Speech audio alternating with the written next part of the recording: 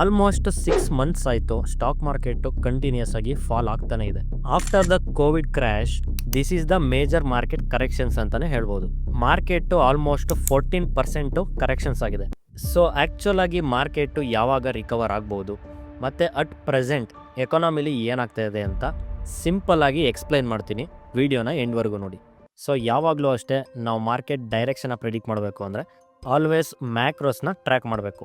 ಮ್ಯಾಕ್ರೋಸಲ್ಲಿ most important ನಾವು businesses, consumers, real estate ಮತ್ತು ಇನ್ಫ್ಲೇಷನ್ನ ಟ್ರ್ಯಾಕ್ ಮಾಡಬೇಕಾಗುತ್ತೆ. So Indian big businesses past 6 ಮಂತ್ಸಿಂದ ಕಂಪ್ಲೀಟ್ಲಿ ಸ್ಲೋ ಡೌನ್ ಆಗಿದೆ.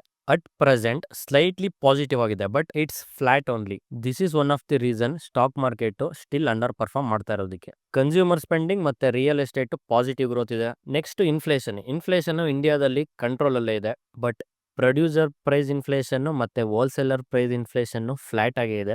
ಮತ್ತು CPI ಸ್ಲೈಟ್ಲಿ ಪಾಸಿಟಿವ್ ಆಗಿದೆ. Everything is okay.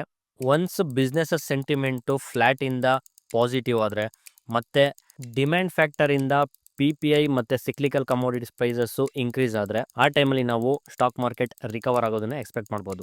100% ರಿಕವರ್ ಆಗುತ್ತೆ ಅಂತ ಹೇಳೋಕ್ಕಾಗಲ್ಲ. ಅಕಾರ್ಡಿಂಗ್ ಟು ಮೀ ಇವಾಗಾಗಿರೋ ಡ್ಯಾಮೇಜ್ ಕಂಪ್ಲೀಟಾಗಿ ರಿಕವರ್ ಆಗಬೇಕು ಅಂದರೆ ಮಿನಿಮಮ್ 1 ಇಯರ್ ಬೇಕಾಗುತ್ತೆ.